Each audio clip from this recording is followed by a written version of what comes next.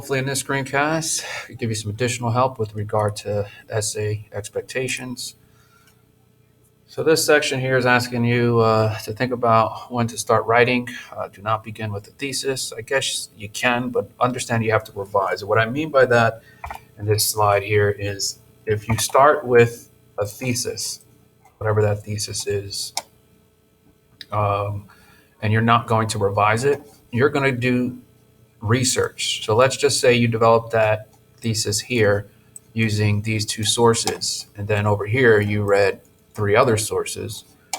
Well, you should think now about revising that thesis because now you have five sources, and that thesis should change based on the new research.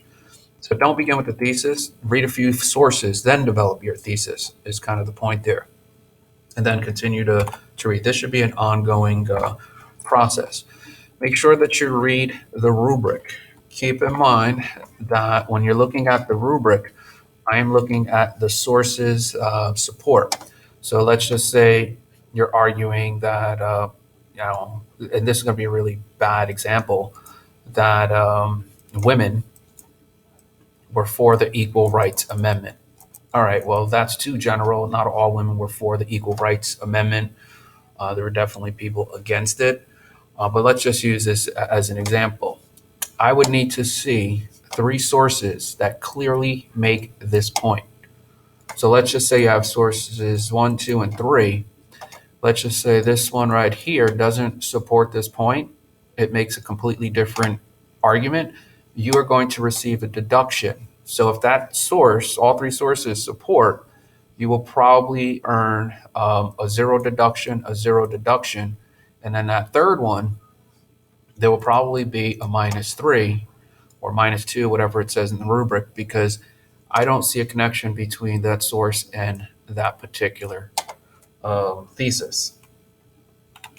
So you have a deduction here. I'll use 2. I think that's what it says here. Amount of sources per paragraph. Okay, so you did include 3 sources, as I indicated before. However, that third one is questionable. I don't even count it as a source. You possibly can receive a deduction there. Analysis of source. So let's say now that you have, I'm going to be looking at your analysis. I expect to see your source and then 1 to 2 sentences of analysis. If the analysis is perfect, you'll get a 0 deduction. If it's somewhat in the middle, and now we get back to this third source that seems to be problematic, you'll probably receive another deduction. So I think this is important because you possibly can lose a minimum of 6 points if one of your sources does not clearly support the thesis that you're trying to address. Because I don't know then how you can correctly analyze in relation to your thesis the source. It wouldn't make any sense because you're talking about women in the 1970s and the Equal Rights Amendment, and that third source is about something else. So let's say source 1 is about the ERA. I could see a direct connection. The second one is about the ERA. I could see a direct connection. And the third source is about Roe v. Wade. There's a disconnect there. And I'm just trying to get you to think that, I'm going to be looking at those sources, and those sources have to align with that thesis. That's why when you're looking at the rubric, you see this breakdown, analysis of sources. You can lose a 4 if your analysis is off for each one. That's right there, 12 points. That's a letter grade drop. So keep that in mind as you're preparing. Make sure you only cite sources that support. Finding support. This is the thesis. Assigned the assassination of Ferdinand started World War I by forcing nations to fulfill their treaty obligation that were outlined in the Triple Alliance and Triple Entente. Okay. So what are the sources here? Here we're looking at the database. Now notice this is using the ProQuest, that this article dates back to 1915. It says here that it clearly places the blame on the assassination. Now this was written in 1915, but that could change as new information becomes available and documents are released. Keep that in mind. They're probably going to want to restructure that particular thesis. Both of the references support the thesis, but we need more sources. So we're looking at the two sections here. This is source one, and this is source two. They're primary documents from that particular time of World War One. So it's probably not going to be that much challenging on my end, unless there's been substantial revision of historical information. Now that third source is a JSTOR source. Now notice you can use the ProQuest New York database, New York Times database.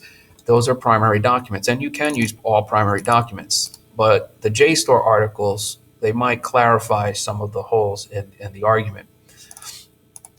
So here, this is the article in the section that I'm thinking about. What does the source say about the assigned topic? So again, the assassination is the assigned topic. Then came the Sarajevo assassination. Archduke Franz Ferdinand, heir to the Austrian throne, his wife Sophie. Within a month of these deaths, Austria-Hungary and Serbia would be at war. So it does look like this is putting the blame directly on the assassination of Franz Ferdinand. So that seems to be a direct link. So when we're looking at these sources here, we already established that source one, source two comes up with that point, and these are historic documents from World War One, and now we have that JSTOR source that's arguing that particular point. The thesis: assassination was started by forcing nations to fulfill their treaty obligation that were outlined in the Triple Alliance. So we see a little bit of a disconnect here, because all of the sources so far are arguing pretty much that the assassination led to the declaration of war, but it didn't make a connection to the obligations in the alliances. So let's see what other sources are provided here. On page 818 of JSTOR, found a possible section that supports the thesis claim. Try to identify that section before moving to the next slide. So this will require you to read, but we're going to kind of move beyond this. The Habsburg decision, backed by the Germans for their own reason, gave the July crisis momentum and a dynamic that rendered peace the first casualty. So this source here is looking at the Habsburg decision, and it's looking at treaty obligations prior to the assassination. So here we have the assassination, and here we have the treaties, and here we have the discussion. So we're trying to say that the assassination is actually part of a bigger issue, which is the treaties that, were back here. Now we can go to the blank check. This is a primary document, and then the blank check, this section here where Germany is talking about supporting Austria, that is going to link us to this section here, which then gets us to understand why those declaration of wars ever took place. Let's see. So at this point, it says I have two sources and possibly need one more. So keep that in mind. If you didn't notice, the sources here, I've seemed to have 5, and I'm kind of leading the reader. Here I'm looking at these articles that are saying, okay, well, World War I was started because of the assassination. But remember, the thesis is about linking the assassination to the treaties, the Triple Entente, Triple Alliance. So here, this is another article, this one right here, mapping the cause of World War I. So I did Control F, and I searched Triple Alliance, and I came up with this section right here. So here we see a direct connection to the thesis where they're singling out the Triple Alliance. The other powers will provide military assistance. So what I would say here is this source supports the thesis. This source somewhat supports the thesis. This one does because it puts the Habsburg. And I would say, if you were paying attention, these sources here, they really don't support the thesis. Where's our thesis?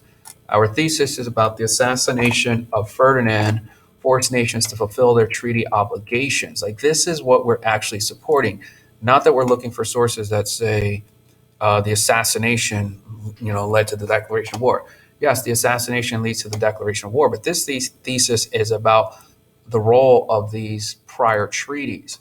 And so if you didn't notice, I probably would cite one of these sources. I definitely would support this section here. I would use the Triple Alliance to kind of back, here's the official language.